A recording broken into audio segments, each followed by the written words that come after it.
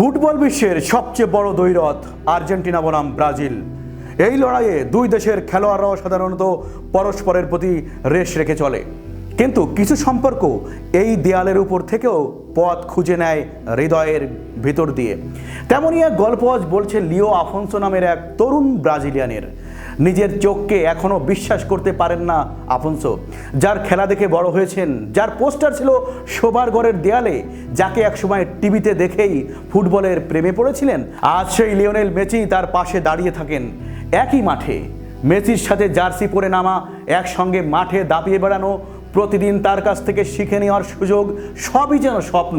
বলছিলাম 23 বছর বয়সী ব্রাজিলের তরুণ ফরওয়ার্ড লিও আফোনসোর কথা, যে কিনা মেসির সাথে গতকাল ম্যাচে প্রথম দর্শনেই বলে দিলেন, আমি নিজেকে চিমটি কেটে দেখেছি, ভেবেছি এটা সত্যি কিনা, মেসির পাশে খেলেছি, এটা তো কল্পনারও বাইরে ছিল।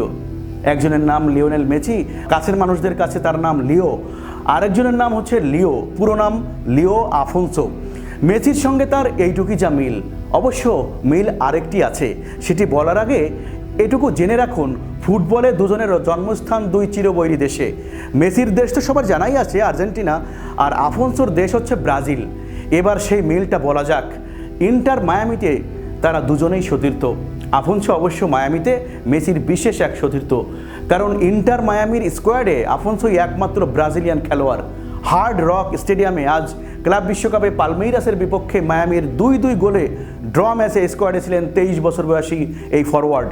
তবে মাঠে নামার সুযোগ পাননি, বেঞ্চে বসেই দেখেছেন দলের খেলা, মেসির খেলা। ব্রাজিলের সংবাদ মাধ্যম গ্লোবো জানিয়েছে, 13 বছর বয়সে ব্রাজিল ছেড়ে যুক্তরাষ্ট্রে পাড়ি জমিয়েছিলেন আফোনসো। ফুটবলার হিসেবে ক্যারিয়ারটা যে বেশ শক্ত হয়েছে তা নয়, কিন্তু যুক্তরাষ্ট্রে যাওয়ার বেশ কয়েক বছর পর তিনি মেসির সতীর্থ হবেন, তা ভেবেছিলেন কে? স্বয়ং আফোনসো নিজেও তা ভাবেননি। পেশাদার ফুটবলার স্বপ্ন দেখেছি, তবে মেসির দলে খেলবো সেই স্বপ্ন কখনো দেখিনি। আমার তো মনে হয় কেউ এই স্বপ্ন দেখে, কারণ এটা তো পাগলাটে ব্যাপার। এখনও হাতে চিমটি কেটে দেখি এটা সত্যি কিনা। মেসির সঙ্গে প্রথম দিনের অনুশীলনের অভিজ্ঞতাও জানিয়েছিলেন আফোনসো।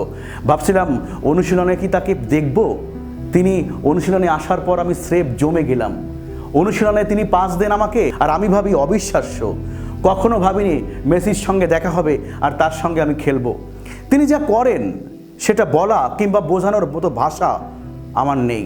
মেসিকে প্রথম দর্শনের ধাক্কা কাটিয়ে ওঠার পর এখন তার সঙ্গে উপভোগ করেন আফোনসো।